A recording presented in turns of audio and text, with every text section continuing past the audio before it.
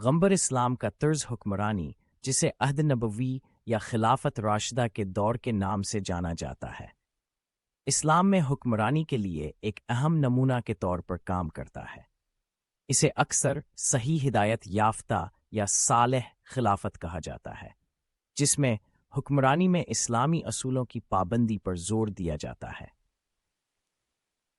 نبی صلی اللہ علیہ وسلم کے طرز حکمرانی کے چند اہم پہلو یہ ہیں: وہ عدل و مساوات۔ نبی صلی اللہ علیہ وسلم نے تمام معاملات میں عدل و انصاف پر زور دیا۔ اس نے ایک ایسا نظام قائم کیا جہاں سماجی حیثیت، دولت یا مذہب سے قطع نظر انصاف سب کے لیے قابل رسائی تھا۔ آپ کا مشہور قول ہے، اے لوگو، تمہارا خدا ایک ہے اور تمہارے جد امجد آدم ایک ہیں۔ عربی اجمی سے بہتر نہیں اور اجمی عربی سے بہتر نہیں، اور سرخ یعنی سفید، سرخ رنگ سے رنگا ہوا شخص سیاہ فام سے بہتر نہیں ہے، اور ایک سیاہ فام سرخ شخص سے بہتر نہیں ہے، سوائے تقوی کے۔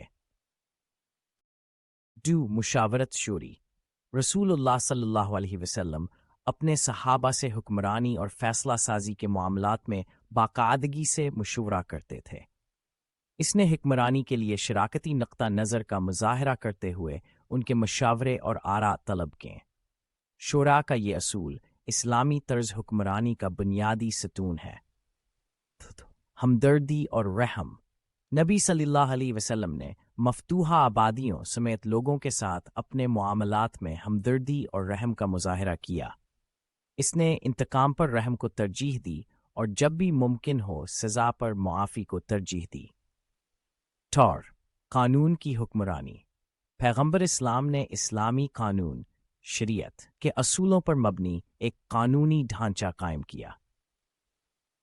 اس فریم ورک نے سماجی، اقتصادی اور سیاسی معاملات سمیت زندگی کے تمام پہلوؤں کے لیے رہنما اصول فراہم کیے ہیں۔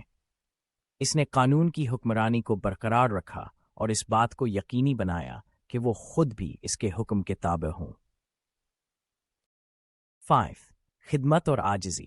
پیغمبر نے عاجزی اور برادری کی خدمت کی مثال دی۔ لیڈر ہونے کے باوجود اس نے کمیونٹی کی سرگرمیوں میں بڑھ چڑھ کر حصہ لیا، ضرورت کی خدمت کی اور اپنی بات چیت میں عاجزی کا مظاہرہ کیا۔ اقلیتوں کے حقوق کا تحفظ۔ پیغمبر اسلام نے اسلامی ریاست کے اندر اقلیتوں کے حقوق کے تحفظ کو یقینی بنایا۔ اس نے انہیں مذہبی آزادی اور ان کے معاملات میں خود مختاری دی، بشرطی کہ وہ ریاست کے وفادار رہیں۔ اقتصادی انصاف۔ نبی صلی اللہ علیہ وسلم نے معاشی انصاف اور انصاف کی وکالت کی۔ اس نے غربت سے نمٹنے، دولت کی دوبارہ تقسیم اور وسائل کی منصفانہ تقسیم کو یقینی بنانے کے لیے پالیسیاں نافذ کیں۔ مجموعی طور پر نبی اکرم صلی اللہ علیہ وسلم کے طرز حکمرانی میں انصاف، مشاورت، ہمدردی، قانون کی حکمرانی، خدمت اور معاشی مساوات کی خصوصیات تھیں۔ یہ اسلام میں حکمرانی کے لیے ایک نمونے کے طور پر کام کرتا ہے اور عصر حاضر میں اچھی حکمرانی پر بات چیت کی ترغیب دیتا رہتا ہے۔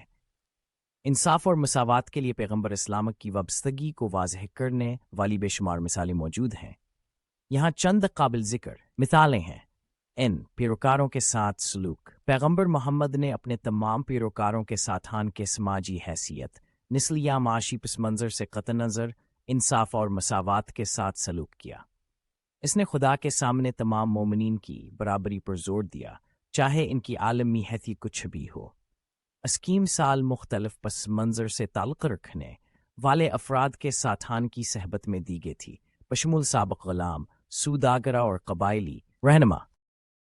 قانونی معاملات میں انصاف۔ پیغمبر اسلام نے ایک ایسا نظام عدل قائم کیے جہاں قانون کا اطلاق عام افراد پر یکساں طور پر ہوتا ہے۔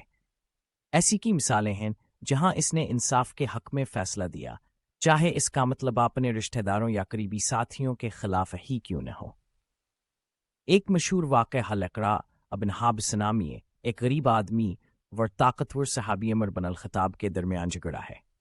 عمر کی حیثیت کے باوجود نبی صلی اللہ علیہ وسلم نے عدل کے اصولوں کی وجہ سے الاقراء کے حق میں فیصلہ دیا۔ نماز میں مساوات۔ پیغمبر محمد نے عبادت کے اعمال میں تمام مومنین کی مساوات پر زور دیا۔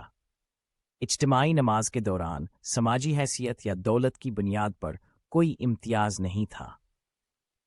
امیر اور غریب، رہنما اور عام لوگ دعا میں کندھے سے کندھا ملا کر کھڑے ہوئے خدا کے سامنے مساوات کے اصول کا مظاہرہ کیا۔ 4. خواتین کے ساتھ سلوک۔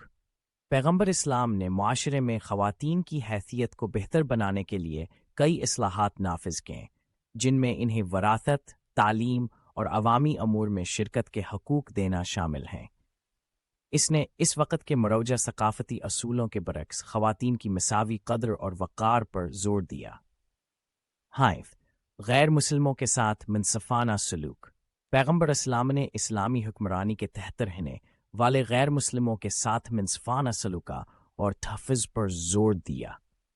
اس نے معاہدے اور معاہدے قائم کیے جوان کے مذہب پر عمل کرنے اور محفوظ رہنے کے حقوق کی ضمانت دیتے تھے۔ مدینہ کے آئین جو نبی صلی اللہ علیہ وسلم نے تیار کیا تھا، واضح طور پر غیر مسلموں کے حقوق کا تحفظ کیا، مساوات اور باہمی احترام کا فریم ورک کا قائم کیا۔ سیکس، ذاتی مثال۔ پیغمبر محمد نے اپنے ذاتی طرز عمل میں مثال کے طور پر رہنمائی کی، دوسروں کے ساتھ اپنے تعامل میں عاجزی، ہمدردی اور انصاف پسندی کا مظاہرہ کیا۔ ان کی عاجزی ان کے سادہ طرز زندگی، برادری تک رسائی اور رضامندی سے عیاں تھی۔